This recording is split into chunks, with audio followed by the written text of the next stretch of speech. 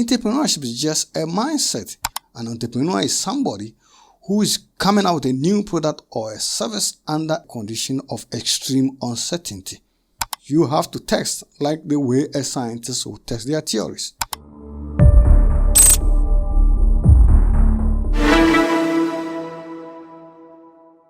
Hello, my name is Obrimpong Tokudum. Welcome to my podcast where I share with you practical guidelines in business, leadership, and innovation. I'm doing this to help you succeed in life as quickly as possible. When we were growing up, we look at huge companies like MTN, Vodafone, you name it. And they are so big and they employ thousands of people that we never imagined these companies were created by other human beings like us. In fact, just like you, I thought these companies were a gift from God. Those companies didn't start that way. And those who started those companies may not necessarily be smarter than you and I. But entrepreneurship is just a mindset. Today, I'm going to talk to you about the difference between starting a new business and starting an old business. And it's very important to know the distinction between the two. Because if you know it, then you will believe that you can also start something for yourself that can become as big as MTN, Vodafone, you name it. So when I say start a business, I mean you should start a new business, not an old business. In fact, if you want to copy an existing business and do the same, in that case, of course, then you need a lot of money because your success depends only on how well you can execute and follow plans. But that's not what I mean when I say you should start a business. I mean, you should start a new business from scratch. That makes you an entrepreneur. An entrepreneur is somebody who is coming out with a new product or a service under a condition of extreme uncertainty.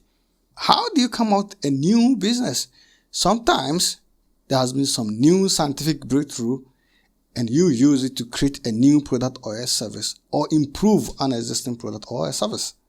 For example, you wake up tomorrow and scientists have been able to come up with a new material that can be used to make phone screens that's unbreakable. Then you come up with a new phone with an unbreakable screen. That makes you an entrepreneur. Because a startup is new and there are a lot of things that are unknown about it, you go in with scientific mindset. And what do scientists do? They come up with theories, and because they know the theory might be wrong, they start to test it little by little to find out if this theory is right. The same way you have to go into a startup and you never know whether it's going to work or not. Therefore, you don't start by borrowing money to do it, but you start by taking the first step to find out if you are right or wrong. There are several ways to come up with a startup. You can come up with a new technology to solve an existing problem. For example, when I wanted to start cage farming in my community, I knew cage farming are done on lakes, particularly the Volta Lake. But my community doesn't have lake. But earlier, I have created a dam to irrigate my pepper farm. So I decided to try to see if this can be used for cage farming.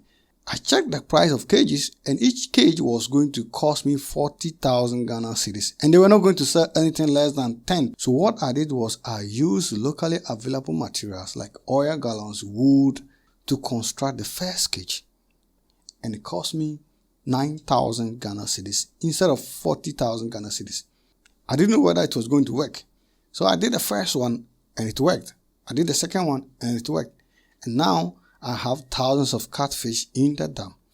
So your startup could be coming up with a new technology or a new way to solve an old problem.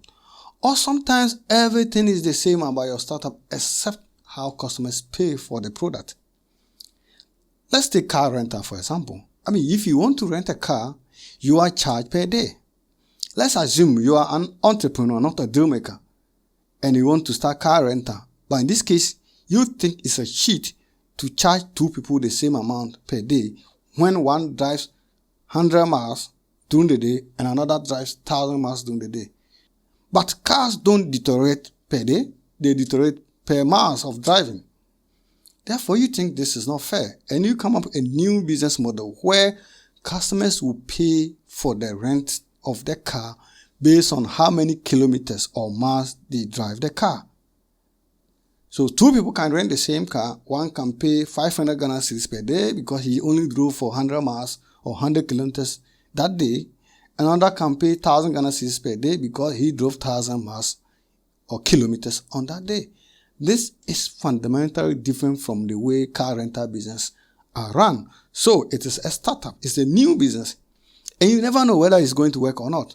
So you have to find a way to test small without going to rent a garage, without buying cars.